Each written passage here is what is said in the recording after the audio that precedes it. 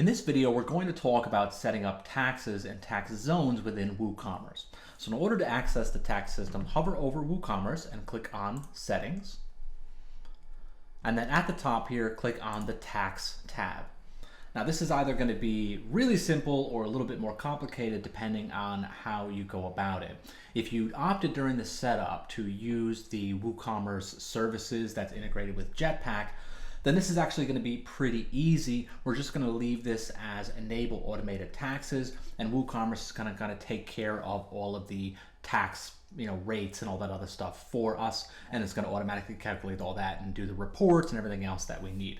So if you've opted to use that service, then you won't have to worry about setting up tax zones and all this other kind of stuff. It's going to take care of all of that for you. If you've decided not to opt for that, then we're going to have this on disable automated taxes, and we're going to set up those zones on our own, and I'll show you in a moment how to do that. But I want to talk about some of these other options here. And the first one that I want to talk about is prices entered with tax. So it sounds a little bit complicated, so I want to kind of go through it. We have two options here. Yes, I will enter prices inclusive of tax, and no, I will enter prices exclusive of tax. So let's say if we have this enabled, so if we have this saying, yes, I will enter prices inclusive of tax, it means the prices that you enter in for a product have already calculated in the tax. So let's say that you have a general 20% tax rate, and you have a product that is $9.99, and that $9.99 already includes the tax of $1.67. So that means that where that tax rate applies, that customer is going to pay for the product at $9.99, and somebody where that tax rate doesn't apply would pay a price of $8.32. So your price includes the tax. So if we're charging $9.99, that includes my tax. So people that I have to charge tax to will pay the full $9.99, and people where I'm not charging tax to would pay that price removing the tax, so they would pay $8.32. So it's a little bit tricky. Basically, if you're going to be entering prices that already include the tax rate, for those where tax rates apply, so we're entering in the total price with tax, that is inclusive of tax. The other option would be, no, I will enter prices exclusive of tax, and that means you're just going to be entering in the base price of the product and then let WooCommerce add tax where it's applicable based on your tax rate. So that's kind of personal preference depending on how you want to enter in those prices, and if you're calculating prices before or after tax, and how you want WooCommerce to apply those taxes. Now, I know that's a little bit complicated, so I'm going to link to the WooCommerce documentation that explains that in more detail. But essentially, do I want to enter prices in already including tax and then let WooCommerce remove that tax if necessary, or do I want to enter prices in just my product price and have them add that tax on where applicable? So if we want them to remove tax where we're not paying tax, for users who aren't paying tax, hit yes. If we want to enter in just our base price and then let WooCommerce add tax as needed, that will be no, I will enter prices exclusive of tax. And then we have calculate tax based on. So this is just if you want to base your the tax rate that they pay based on their shipping address or their billing address or the shop base address. And again, this is going to depend on your local laws and how that all works out. So talk to an accountant or lawyer who will know what that should be based on. But generally, I think it's customer shipping address for most places. And then you have shipping tax classes, but we'll talk about that in a little bit. And then we have rounding, so should the tax be rounded at the subtotal level instead of rounding up per line? So should we round the tax per item or should we round it at the total? And then we have additional tax classes, and this is if you need to enter in additional tax classes. So if we have standard rate and zero rate and reduced rate, if we have a special tax class that we need to account for, you can enter them in here, one on each line. And as you do that, you'll see up here we have standard, reduced, and zero. So if you needed to set up another set of zones, we would add them here and it will appear here so you can create zones for that tax class. And then we have some display options. So do we want to display prices in the shop including or excluding taxes? Do we want to show that the taxes during checkout, cart and checkout, or just add it at the end?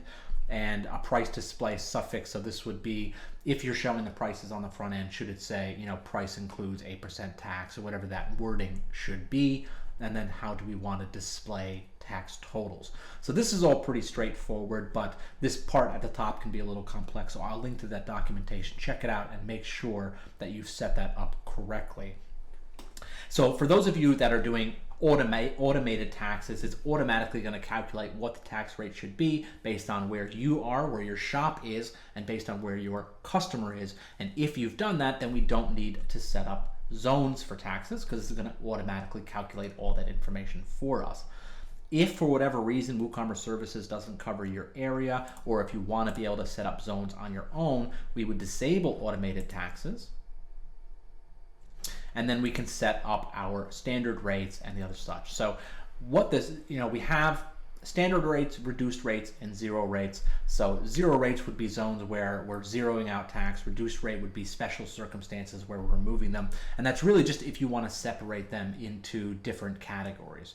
But what we need to do, if we're going to be calculating taxes on our own and not using that automated system, then we would create zones within each bracket of rates, right? And how we do that is we would click on Insert Row, and we can put in a country, a state, a postcode, a city, and a rate, and some other information here. And we would do that for each zone that it matters. So for example, let's say that our store is in the United States and we're in the state of New York. So under country code, I would put in US and just pick the United States. For my state code, I would put in New York. And for my zip code, I'm going to leave this star, or the asterisk. And what the asterisk means is all. So if I wanted to put in a zone for all countries, I would leave this asterisk in. If I wanted to have a tax rate for all states, I would leave this asterisk in, and etc. Down the line. So you can really narrow down the tax zones to a pretty far level. But let's say that I needed to have a specific tax rate because my store was in New York. I need to have a tax rate for people who are purchasing from New York, and then I would set it up like this. So country code, state, all zip codes within New York, all cities, and then I would put in my tax rate. So let's say it's an 8% tax rate, and this would be New York state tax. And then we can put in the priority, which is, and essentially this is which tax rate should be applied if multiple tax rates are, conditions are met. And so how this works is we set different tax rates or zones for different tax rates at a different priority, and only one within a priority will be chosen. So if we want to have multiple tax rates applied, we need to set those as a different priority. But if we have two zones with the same priority, it's only going to apply one of them. And then we have our compound system, so whether or not this tax rate should be a compound rate, which are applied on top of other tax rates. Right? So we can check whether or not it's compound, and we should check whether or not that tax should also be applied to the cost of shipping, or if we're just calculating the tax based on the cost of the product. And again, that's going to be determined by whatever your local laws and regulations are. But if we didn't want that to apply to shipping, we didn't want it to be compound, we wanted our tax rate for New York State, this is how we would set it up, and then we would click Save Changes. And let's say that we wanted another one for the US for all states and all zip codes. So we'll just put in US here, and then we'll leave these other items. And so we would say for everybody else, it's a 0, or let's say 6% tax rate.